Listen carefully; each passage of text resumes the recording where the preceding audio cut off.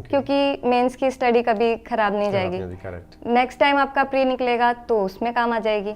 तो मैंने यही किया था, सभी टीचर सजेस्ट कर रहे थे तो मैंने वही फॉलो किया था। मैंने कहा चलो मेंस की तैयारी करते हैं। तो मुझे याद है मैंने IBPS क्लर्क दिया था सबसे पहले, तो IBPS क्लर्क के प्रीलिम्स के बाद मैंने मेंस की तैयारी स्टार्ट कर दी थी, बट मेरा प्रीलिम्स क्लियर नहीं हुआ था लास्ट 2022 अटेम्प्ट में।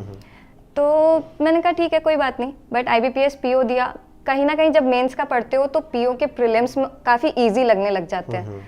तो बस मेरे साथ वही हुआ था, प्रीलिम्स मेरा इजीली क्रैक हो गया, मेंस दिया। मेंस में तो इतनी कट ऑफ जाती नहीं है, बस जितना जाता है उतना कर लो। तो उतना कर लिया, फिर हो गया। ठीक है। आप नोट्स कैसे बनाते थे? आपका कुछ डिफरेंट पैटर्न था, स्ट्रेटेजी थी कि मैं इस टाइप से नोट्स बनाती हूँ? क्या आपकी नोट मेकिंग स्ट्रेटेजी क्या थी? नोट्स तो मैंने इंग्लिश में सिर्फ रूल्स के बना रखे थे, ग्रामर रूल्स के। तो जब मैं इनिशियली पढ़ रही हूँ तो मैंने बना लिए नोट्स कि चलो बना के रख लेते हैं, बाद में रिवाइज करने के काम आएंगे। अरिथमेटिक के नोट्स मैंने इनिशियली बनाए थे क्योंकि मुझे लगा काम आएंगे, बट वो ज़्यादा काम आए नहीं। इसके अलावा मैंने और किसी के नोट्स नहीं बनाए थे। छोटी छोटी जो चिट्स होती है मैंने वो ज़रूर बनाई थी, जैसे कि रीजनिंग में कुछ ट्रिक्स होती है, तो वो ट्रिक्स मुझे जैसे ही पता चलती थी मैं उस चिट्स पे लगा लेती थी और टेबल पे चिपका लेती थी। और वो लिटरली बहुत यूज़ आती है। मतलब आप मॉक दे रहे हो, आपको वो चीज़ दिख रही है, आप सेम टाइम पे देख के लिख लो। एक बार देखा है ना तो पर वो दिमाग में रह जाएगा। एक दो मॉक्स के बाद वो याद आ जाएगा कि हाँ यार ऐसे ही करना है। हाँ, तो इस रीजनिंग के छोटी छोटी चिट्स बनाई थी और करंट अफेयर के नोट्स मैंने खुद से बनाए थे, डिजिटल नोट्स। जैसे आपका फर्स्ट अटेम्प्ट में क्लियर नहीं हुआ था, कहीं ना कहीं डिमोटिवेटिंग फील हुआ था? अगर हुआ तो आपने कैसे वो ओवरकम किया? हाँ, थोड़ा नहीं बहुत ज़्यादा डिमोटिवेटेड फील हुआ था, क्योंकि दोनों ही PO के इंटरव्यूज़ में नहीं हुआ। मुझे लगा कि पता नहीं मुझ में क्या कमी है जो इंटरव्यूअर्स को पसंद नहीं आया। बट मेरी फैमिली काफ़ी सपोर्टिंग थी, उन्होंने मुझे पूरा सपोर्ट किया। मेरे फ्रेंड्स मेरे बहुत काम आए, उन्होंने मुझे मोटिवेटेड हमेशा रखा। और मेरे एक थॉट ये भी आया था चलो प्राइवेट बैंक्स ज्वाइन कर लेते हैं, क्या फ़र्क पड़ता है।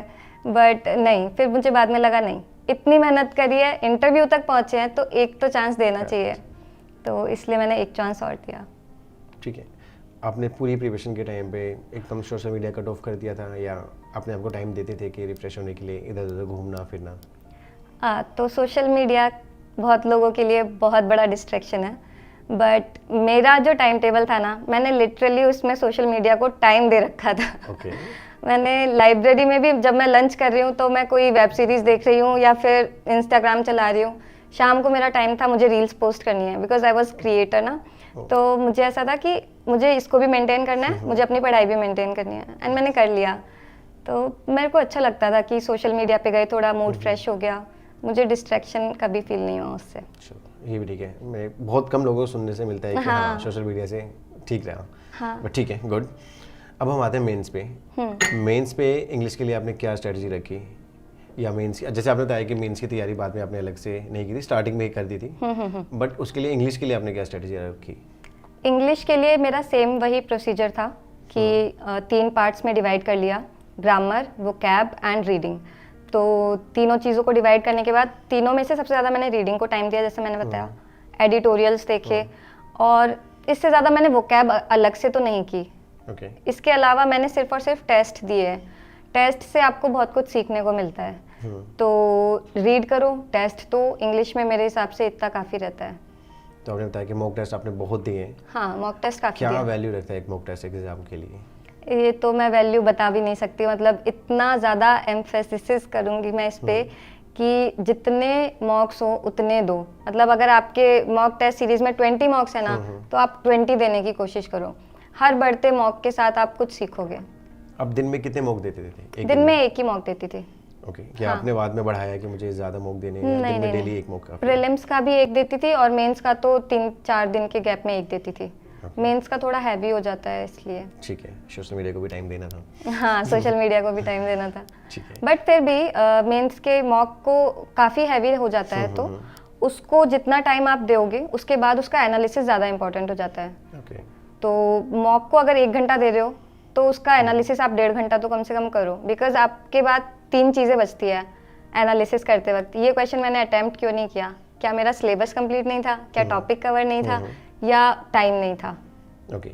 मतलब मैं कर सकता था पर टाइम नहीं था, फिर उस अकॉर्डिंग आप करेक्शन करोगे तो वो चीज़ ज़्यादा होती थी। तो प्रीलिम्स का मॉक एक लगाओ लेकिन फिर बाकी टाइम उसका करेक्शन में बिताओ, ऐसा। ओके, ये भी अच्छी स्ट्रेटेजी है। हाँ। आपने कहीं से क्लासेस ली, कहीं से कोचिंग ली थी?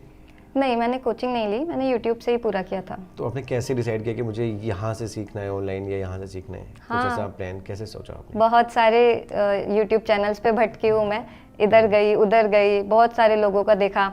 कुछ टाइम तक गलत, मतलब गलत तो कोई भी नहीं होता है, सब सही होते हैं, पर कुछ टाइम तक एक को फॉलो भी किया लेकिन फिर दूसरे को देखा, मतलब वो आता रहता है। तो पढ़ाई का तो आप जितना एक्सप्लोर करो आपको कहीं, मतलब जहाँ भी बैठ जाओगे आपको नॉलेज ही मिलेगी, बट ये है कि आप राइट ट्रैक पे कहाँ पे हो वो एक्सप्लोर करने के बाद ही पता चलेगा।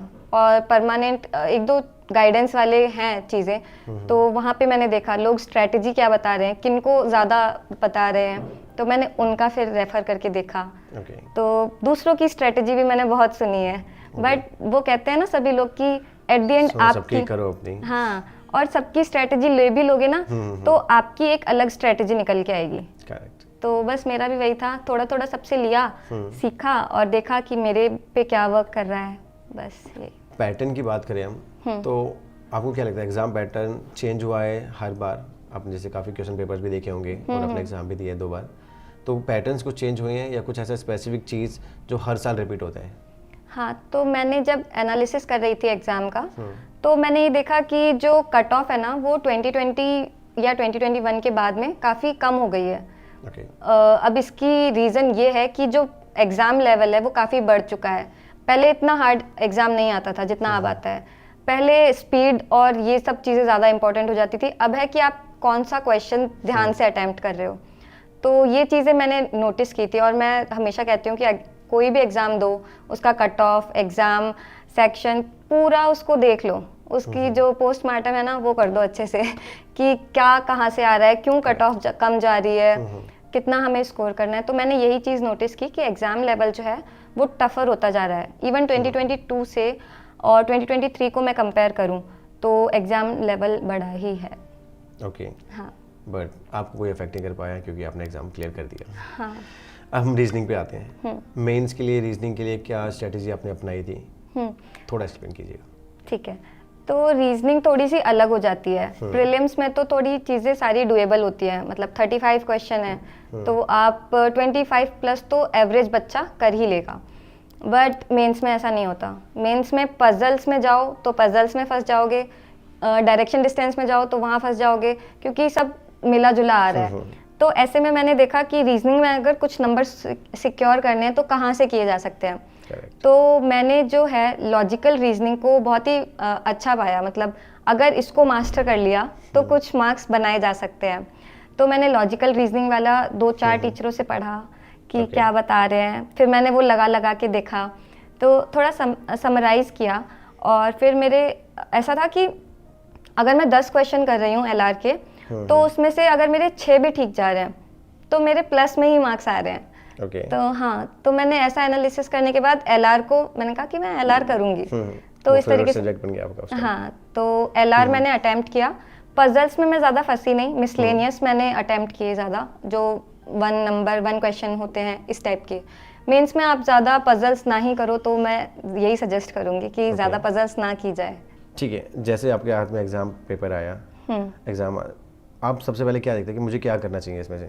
आपने कैसे डिसाइड किया कि मुझे पहले ये चीज़ ट्राई करूँ, उसके बाद इस सेक्शन पे जाऊँ? हाँ, तो ये मैंने मॉक्स में ही डिसाइड कर ली थी। तो मॉक्स जब मैं दे रही हूँ तो मॉक्स तो बहुत बुरे भी गए हैं, क्योंकि स्ट्रेटजीज बना रही हूँ तो बुरा भी जाएगा। तो मैं जो फाइनल मेरा मॉक अच्छा गया उसको मैंने एनालिसिस किया, जब वहाँ पे मेरे प्लस पॉइंट्स थे उसको मैंने और प्लस किया, तो मैंने ये पाया कि ये क्वेश्चंस हैं। अब मेंस में क्या है, ऐसे जो घोड़े के दोनों तरफ लगे होते हैं ना कि वो इधर उधर नहीं देखेगा, बहुत टेम्प्ट करते हैं क्वेश्चन कि कर लो, बट अगर आप फंस गए तो आप फंस गए, टाइम तो चलता रहेगा। ठीक है, तो मैं ऐसे ही थी कि मुझे ये वाले क्वेश्चन अटेम्प्ट करने हैं, स्किप, ये वाला करना है, स्किप ऐसे करके। तो मैंने यही सारे में फॉलो किया। इंग्लिश में मैंने बना लिया था, रीजनिंग, मैथ्स और करंट अफेयर्स तो बिल्कुल ऐसे आते हैं कि अनसर्टेन होता है, कुछ भी नहीं डिसाइड कर सकते। ठीक है, करंट अफेयर्स पे हम जाएंगे, उससे पहले आप बताइए मुझे क्वांट जो कि आपका फेवरेट सब्जेक्ट नहीं था, जिसमें आपने अरिथमेटिक भी छोड़ा, हाँ, बट फिर भी क्या स्ट्रेटजी रही उसकी? क्योंकि बिल्कुल हर चीज़ तो हम छोड़ नहीं सकते, उसमें कुछ तो आपको करना ही है। हाँ बिल्कुल। तो क्या रहा मेंस के लिए? तो मेंस में ऐसा था कि मैंने आपको बताया था कि मैंने इनिशियली कोर्स कंप्लीट किए थे, तो इसका फ़ायदा मुझे 2022 के पीओ मेंस में मिला था। एक क्वेश्चन जो था वो मेंसुरेशन के ऊपर था। अब वो क्वेश्चन क्या था, मेंसुरेशन पे था, सिलेंडर की बात कर रहा है, तो बच्चे नॉर्मली छोड़ देंगे, अरे ये सिलेंडर कहाँ से आ गया, हमने पढ़ा ही नहीं, ये वो करके। बट अगर उसको करने बैठो तो बहुत इजी क्वेश्चन था, 3 या 4 मार्क्स का था क्वेश्चंस का।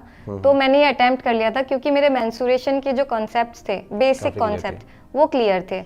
तो अब जब पूरे पेपर में कुछ नहीं आ रहा है तो आप एक एक करके ट्राई करोगे, तो मैंने ऐसे सिलेंडर वाले को फर्स्ट ट्राई दे दिया कि बिकॉज वो जो मेंसुरेशन का है। और मैंने सुना भी था, किसी ने कहा था कि मॉडर्न मैथ्स जो है वो थोड़ा डुएबल साइड पे आती है, जैसे पीएनसी हो गया, प्रोबेबिलिटी हो गया, मेंसुरेशन हो गया, ये सब।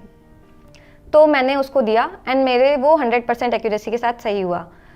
अगर अब की बात करूं तो ऐसा कुछ नहीं आया था। SBI PO में मैंने सिर्फ 2 क्वेश्चन अटेम्प्ट किए थे, वो भी स्पीड मैथ्स के थोड़े हार्ड लेवल के थे। इसमें स्पीड मैथ्स को नंबर सिस्टम के साथ जोड़ दिया जा रहा है इन दिनों।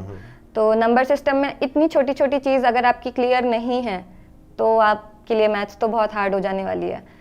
तो अगर आप लोग अरिथमेटिक छोड़ रहे हो तो नंबर सिस्टम जैसे चैप्टर्स जो हैं उनको आपको क्लियर करने पड़ेंगे, ऐसा है।